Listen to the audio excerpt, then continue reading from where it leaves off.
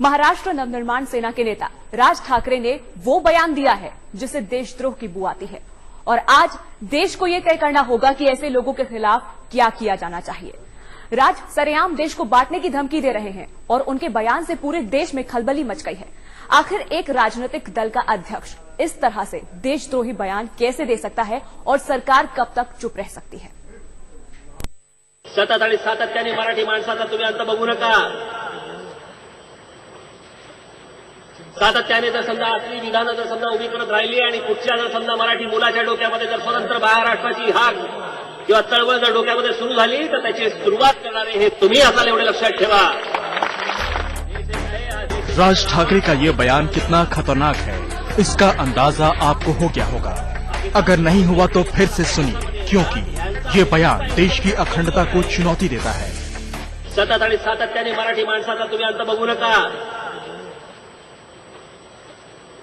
सातत्याने जर समजा असली विधानं जर समजा उभी करत राहिली आणि कुठच्या जर समजा मराठी मुलाच्या डोक्यामध्ये जर स्वतंत्र महाराष्ट्राची हाक किंवा चळवळ जर डोक्यामध्ये सुरू झाली तर त्याची सुरुवात करणारे हे तुम्ही असाल, एवढे लक्षात ठेवा। उत्तर भारतीयों और मराठी मानुस के नाम पर अपनी सियासी रोटी सेक रहे राज ठाकरे अब सीधे सीधे अलग देश की आग को रहे हैं। राज ठाकरे एक राज्य की जनता को देश के खिलाफ भड़का रहे हैं। राज ठाकरे भारत की एकता और अखंडता के खिलाफ बयान दे रहे हैं। राज देश के संविधान के खिलाफ बोल रहे हैं और राज ठाकरे देश के खिलाफ द्रोह की साजिश कर रहे हैं। ये हम नहीं कह रहे हैं, बल्कि देश की बड़ी राजनीतिक पार्टियां कह रही हैं। कल डोंबिवली में जो राज ठाकरे का भाषण था, उस भाषण में पहली बार मैंने ऐसा महसूस किया कि सीधे राष्ट्रद्रोह की भाषा का इस्तेमाल किया गया है। महाराष्ट्र को देश से तोड़ने की भाषा का इस्तेमाल किया गया है। मैं महाराष्ट्र सरकार से ऐसी डिमांड करता हूं कि डोंबिवली के भाषण की सीडी को मंगाया जाए, उसको वेरीफाई किया जाए, चेक किया जाए और अगर उसमें देशद्रोह की बातें निकल के आती हैं तो राज ठाकरे के खिलाफ सख्त कार्रवाई की जानी चाहिए।